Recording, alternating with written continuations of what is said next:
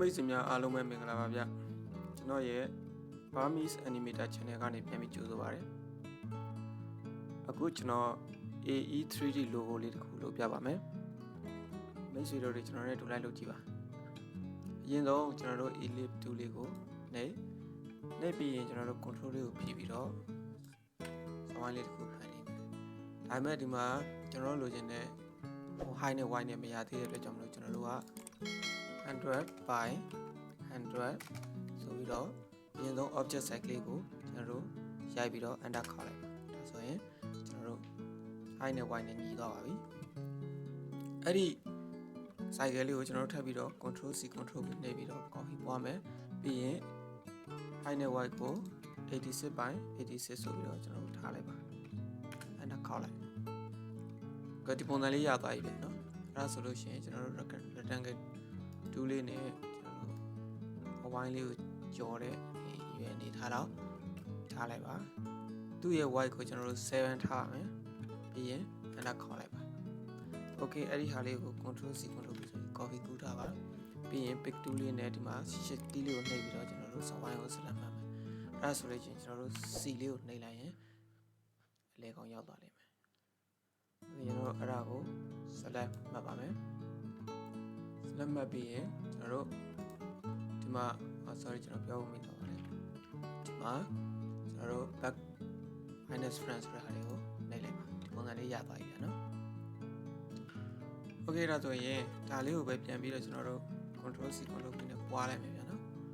ပွားပြီးတော့ဒီမှာတစ်ချက် sorry ဒီစဝိုင်းလေးကိုကျွန်တော်တို့ select ထားပြီးတော့control K ဆိုပြီးတော့ကျွန်တော်တို့လုပ်လိုက်ပါမယ်เนาะဒါဆိုရင်ကျွန်တော်တို့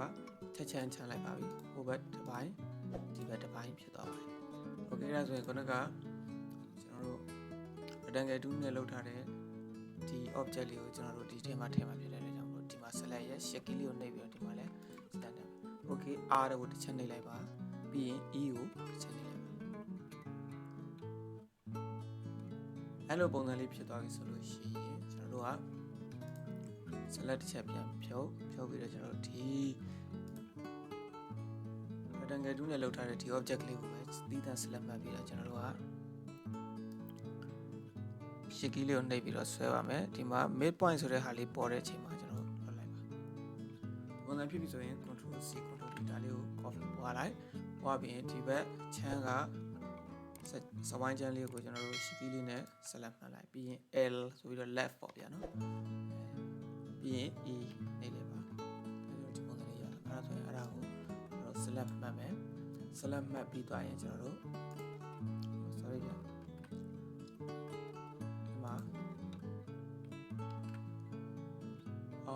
ီမှာwhere ဆိုတာလေးကိုနှိပ်လိုက်ပါနော် where ကိုနှိပ်ပြီးသွားလို့ရှိရင်ဒီပုံစံလေးကျွန်တော်တို့ရသွားပြီနော်အဲ့တော့ကျွန်တော်တို့ကဒါလေးကိုထပ်ပြီးတော့ control C control V နဲ့ copy ပွားမယ်အဲရလာတဲ့ဒါနှစ်ခုဖြစ်သွားရင်နှစ်ခုဖြစ်သွားတဲ့အချိန်မှာကျွန်တော်25လောက်25ထားပြီး enter ခေါက်မယ်အဲ့ဒီဟာကိုကျွန်တော်တို့ကဒီမှာဗျာနော် edg s ဆိုတဲ့ဟာလေးပေါ်လာပြီဆိုလို့ရှိရင်ကျွန်တော်တို့ဒီမှာ s ဆိုတဲ့ပေါ်လာရင်ကျွန်တော်တို့ဒီမှာလွှတ်လိုက်ပါဒီပုံစံလေးရသွားပါလိမ့်မယ်ရသွားတဲ့ဟာကိုကျွန်တော်တို့ဒီမှာ select မှတ်မယ် shift key လေးကိုနှိပ်ပြီးတော့ select မှတ်မယ်ပြီးတော့မှကျွန်တော်တို့ကဒီမှာ trim ဆိုတဲ့ဟာလေးကိုနှိပ်ပြီးရင် select ပြန်ဖြုတ်ပြီးရင်ဒါကိုကျွန်တော်တို့ဆွဲပြီးတော့ဒီမှာထားလိုက်ထားပြီးရင်အဲ့ဒီရတဲ့ဟာကို90 degree လောက်ထားပြီးတော့ enter ခေါက်လိုက်ပြန်နော်အဲ့ဒါဆိုရင်ဒီမှာဒီစဝိုင်းလေးနဲ့ကျွန်တော်တို့က shift key လေးနဲ့တွဲနေပါနော်ဒီဟာလေးနဲ့ဒီစဝိုင်းချမ်းလေးနဲ့ကို shift key လေးကိုတွဲနေပြီးရင်တော့မလုပ်လဲဆိုလို့ရှိရင် L ကိုနှိပ်လိုက် sorry နော်ဒါလေးကို90 degree ထားရနော်90 degree ထားပြီးလို့ရှိရင်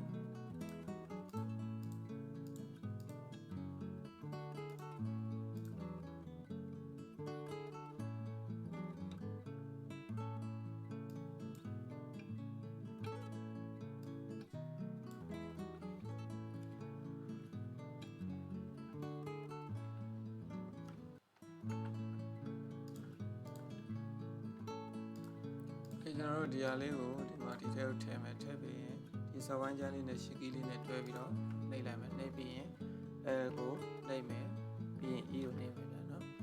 ဒီပုံစံလေးဖြစ်သွားလိမ့်မယ်ဖြစ်သွားတဲ့အချိန်မှာကျွန်တော်တို့က select ပြန်ဖြုတ်ပြီးတော့ဒီ rectangle tool နဲ့ဖန်တီးထားတဲ့ဒါလေးကိုပဲ control လေးကိုဖြီးပြီးတော့နည်းနည်းရှေ့ကိုတူဆွဲအဲ့ဒါပြီးရင်ဒီအခု rectangle ဒီနဲ့ဖန်တီးထားတဲ့ဒီဟာလေးနဲ့ဒီစဝိုင်းချမ်းလေးနဲ့ရှစ်ကီးလေးတွဲပြီးတော့ကျွန်တော် select မှတ်လိုက်မယ် select မှတ်ပြီးရင်ကျွန်တော်တို့က back minus front နဲ့နှိပ်လိုက်ပါ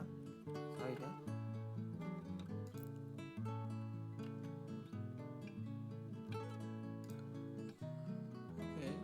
ဒါလေးရယ်ကျွန်တော်တို့ဒီစဝိုင်း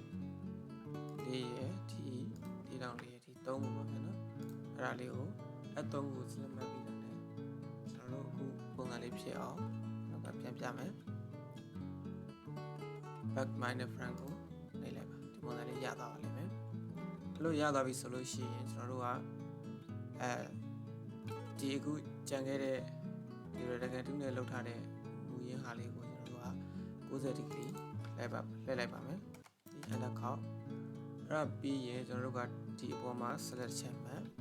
တ်ပြီးရင် R ကိုနှိပ်လိုက်ပါပြီးရင် E ကိုနှိပ်လိုက်ပါ okay select ပြန်ဖြုတ်ပြီးရင်ကျွန်တော်တို့ဒီကနေပြီးတော့ဆွဲပါမယ် center ဆိုတဲ့နေရာကျရင်ကျွန်တော်လွတ်ပါမယ်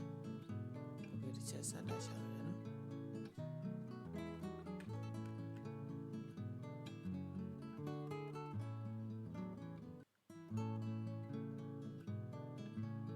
စံတော့ရရင်ကျွန်တော်လွှတ်လိုက်ပါမယ်။လုပ်ပြီးရင်အဲ့ဒါလေးကိုပဲ control C control V ပြီးရင်ဒီအထဲကဒီစဝိုင်းလေးကိုကျွန်တော်တို့ရှီကီးလေးနဲ့တွဲနေပြီးတော့ဒါလေးကိုကျွန်တော်တို့ကရှီကီးလေးနဲ့တွဲနေပြီးရင် left ကို L ကိုနှိပ်လိုက်ပါနော်။ပြီး E ကိုချက်နေ။အဲ့လိုရသွားပြီဆိုရင်ကျွန်တော်အားလုံးဆက်လိုက်ပါမယ်။ပြီးရင် well to well ကိုနှိပ်ပါ။အဲဒါဆိုရင်ကျွန်တော်တို့ဒီပုံစံလေးကိုဒီအောင်လေးထားလိုက်မယ်နော်။အဲ့လိုထားပြီးရင်ကျွန်တော်တို့ကဒီမှာချက်လေးဖိထားလိုက်ရင် left click နဲ့ကျွန်တော် share လို့ရှိတယ်စားတဲ့ဟာလေးတွေအောက်မှာကျွန်တော်တို့ counter လေးကိုနှိပ်ပြီးရင်ဒီအလဲလောက်မှာထားမယ်ဗျာနော်ပြီးရင် control လေးကိုဖိပြီးတော့ကျွန်တော်တစ်ချက်ဆွဲမယ်ဒီပုံစံလေးရလိမ့်မယ်ဒါကြောင့်မလို့ဗျာနော်ဒီမှာဒီပုံစံဒီမှာ2ဖြစ်နေเนาะအဲ့ဒါလေးကိုဝမ်းပြောင်းလိုက်မယ်เนาะဒီပုံစံကျွန်တော်ရသွားလိမ့်မယ်โอเคအဲ့ဒါရသွားတဲ့ဟာလေးကိုကျွန်တော်တို့ကနေပြီးတော့မှအားလုံးကို select ပေးထားတာဖြစ်တယ်အားလုံး select ပေးထားတယ်အဲ့ဒီဟာလေးမှာကျွန်တော်တို့ကဘာလုပ်ချင်တာလဲဆိုတော့နောက်ကအမဲလေးကိုကျွန်တော်တို့ခွဲထုတ်မယ် right click ထောက်ဒီမှာ break counter back ဆိုရင်ချက်ဆန်းပြီးတော့ခွဲထုတ်ကြည့်ပါဒီပုံစံလေးရသွားလိမ့်မယ် control Z နဲ့ပုံမှန်ဒီချက်ပြန်ပြောင်းလုပ်လိုက်ပြီးတော့ကျွန်တော်အဲ့ဒီအမဲလေးကိုကျွန်တော်တို့ coffee ကူးမယ်ဗျာနော်ဒီအမဲလေးကို select သေးချာမှတ်ပြီးတော့ကျွန်တော်တို့ coffee ကူးမယ်ဗျာနော် control C control V ဒါဆိုရင်သူကပေါ်ရောက်ပါတယ်အဲ့ဒါလေးကိုကျွန်တော်နည်းနည်းလေး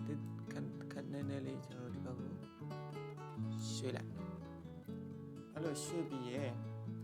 အဲ့ဒီဟာပေါ့ပြာရောင်လေးပြောင်းလိုက်ဗျာနော်တောင်းပြီးတော့ရှစ်ကီးလေးနဲ့ပေတောင်းလေးနဲ့ကျွန်တော်တွဲနေလိုက်တယ်ဟောရောက်ပါပြီအဲ့တော့ထားရတယ်အဲ့ဒါလေးကိုဒီအမဲလေး line လေးကိုကျွန်တော်ကအဖြူလုပ်ချင်တာအဲ့တော့အဖြူပြောင်းလိုက်တယ်ဒီအပြာလေးကိုကျွန်တော်ကအမဲပြောင်းလိုက်ဒါဆိုကျွန်တော်လိုချင်တဲ့ AE3 logo လေးတခုကျွန်တော်ဖန်တီးပြီးသားပါပြီ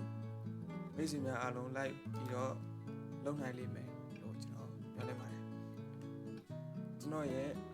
နောက်ထပ်ဗီဒီယိုတွေမှာကျွန်တော်တို့ဆက်ပြီးတော့တွေ့ကြအောင်ဗျာနော်နောက်ထပ် tutorial ဗီဒီယိုတွေမှာကျွန်တော်တို့ဆက်တွေ့မယ်အားလုံးအဆုံးထိကြည့်ပြီးတော့ like လုပ်ပေးတဲ့အတွက်ကျေးဇူးတင်ပါတယ်